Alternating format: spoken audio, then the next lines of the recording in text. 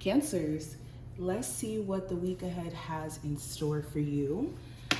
Let's start with the tarot cards. Any information that you may be looking for will be listed in the description, so just check there. If you want a personal reading, if you want to follow me on my other social medias, that will be where that information is. But let's get into it. First card we have is the Page of Swords, representing the overall energy. The hidden influence is the Hangman. Love, we have the Queen of Wands. Career and finance, we have the Tower. And let's move this back a little bit. For some reason, it's not fitting all the way in the frame. There we go. The challenge is the Nine of Wands, or Nine of Pentacles, excuse me. And the advice card is the Ten of Cups in reverse. And then we're gonna pull some oracle cards for you. And we're gonna look at the oracle cards towards the end.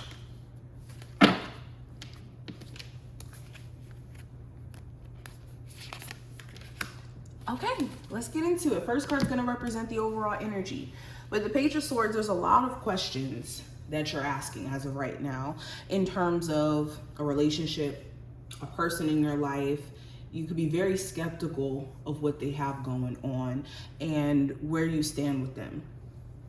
There could also be questions around like what this person thinks about the connection itself between you two, or you just wanting to know why they have a hard time communicating their feelings or communicating in a way where you both can have understanding.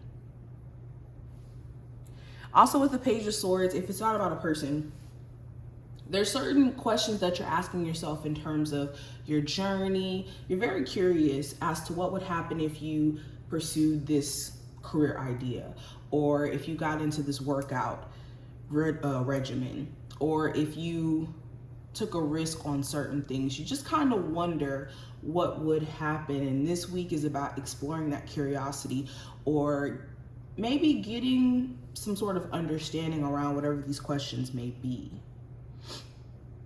Also, communication may be a little bit weird during this time frame, mainly because we are in Mercury retrograde energy still. It goes forward January 1st.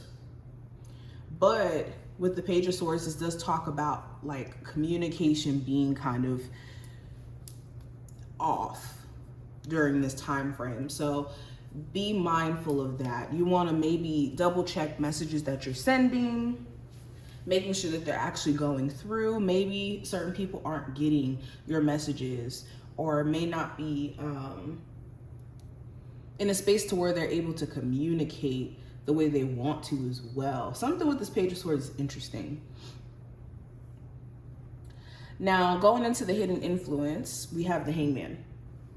So the hidden influence could be, I don't know, you being tired of being in stagnant energy. If things have felt delayed, or you felt energetically stuck, or just kind of waiting around to see what happens, I think that this week could be the start of you being like, you know what, no longer am I going to wait around for opportunity to come my way or for things to happen for me. Let me just take action.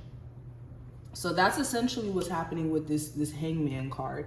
The hidden influence is the desire for movement, where maybe you felt stuck or weighed down. Also, another influence could be a change in perspective. Maybe you were seeing things from a perspective that wasn't benefiting you, and now you get a chance to see things from a different light, and this gives you this, ability to start moving. Now, looking at love, we have the Queen of Wands. So there could be an Aries, Sagittarius, or Leo who you're dealing with in love during this time frame, regardless of the zodiac sign. It doesn't have to be a fire sign at all. This could just be somebody who you're very attracted to. And they could be somebody who's a little headstrong, sometimes a little bit stubborn, okay? Some of you guys also could be,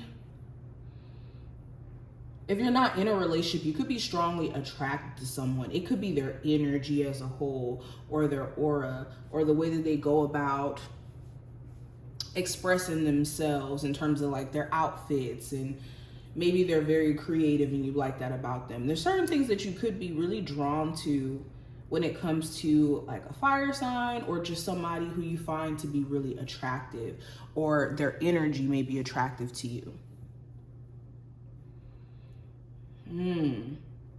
For some of you who are single, you could be interested in someone and you could kind of get this vibe that maybe they're interested in you, but maybe they need to take certain initiatives that you feel like they're not taking, or they haven't quite yet. Now, going into career and finance, I have the Tower. So there's some sort of breakthrough that's happening in this realm. Now, the Tower is not a bad card. It talks about shocking news. So you get some shocking news that maybe you get a brand new opportunity at a new job and they're going to pay you more. Or you get some shocking news that maybe your business is going to do a lot better than you anticipated. There's something here that could come to you as a shock. Okay, this is good news. Or this could be you having to leave behind something that's unstable, or check the foundation in which maybe your finances are built upon, or your career, and seeing how you can have more structure or more of a firm foundation. So an example of this, like with the Tower, maybe you're at a job where it's a lot of uncertainty and the foundation isn't necessarily right in terms of, maybe the job itself, it's a whole bunch of mess going on and they're unorganized, and maybe you're not getting enough hours or something like that. Whatever this may be, you're going to be addressing any unstable energy around your finances, whether that's your spending habits, your savings, versus, how much is going out and coming in. All of that is going to be addressed during this week, basically. Now, what I see going into the possible challenge, we have the Nine of Pentacles. So the challenge could be the fact that some of you don't want to be single right now, and you're in a single season and you're having to be patient in terms of the right person coming in. For others of you, maybe there's certain things that you want to spend your money on. Maybe you want to upgrade your wardrobe, or invest some money into a business that you have. Maybe you need some extra capital to do the things that you want to do. And that could be the challenging part, is maybe, having to wait it out a little bit. This could even be you feeling overwhelmed with the amount of stuff that's on your plate. You could have to do everything by yourself, like pay bills by yourself, or have just certain huge responsibilities that are just all on you. And it could feel like a lot, especially if you are a single parent. And that could be the challenge here, but it is something that you're able to overcome. Understand, just because it's in the challenge position doesn't mean that you're not going to be able to navigate the energy at all. Now, going into the advice card for you with the Ten of Cups in reverse, you want to remove yourself from spaces that leave you feeling unhappy or energetically drained. Okay. Also, you want to be mindful of focusing on the things that aren't perfect in your life in a way where it takes you away from being grateful or in the space of gratitude. Because once you're always in the state of complaining or looking at what's wrong with your life or waiting for that next big thing to confirm that it's okay for you to be happy, you'll stay in a state of depression, or you'll never really find the beauty in life that's priceless. So the advice here is to be in a space of gratitude in those moments where your mind wants to automatically shift to the negative. Now, the spiritual message for you, we have recognize the signs from above. Angels are sending you messages now, but you're too distracted to notice. Stay alert and open to divine guidance. So yeah, this is making sure that you're not ignoring ways that your spiritual team could be communicating with you, whether that is through angel numbers, whether that's through animals, whether that's through feathers, whether that's through little things popping up in your path for you to kind of see, and your spiritual team kind of leading you.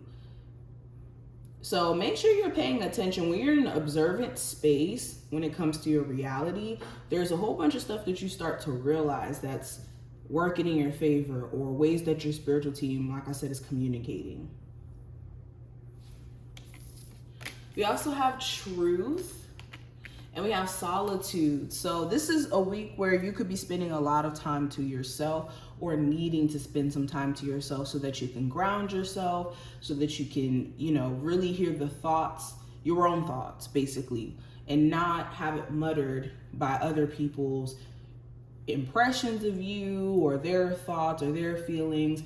So take this week, if you are spending time to yourself, as a moment to really rethink some things, get into your own bag. And with truth showing up, this week is about truth being shed or revealed.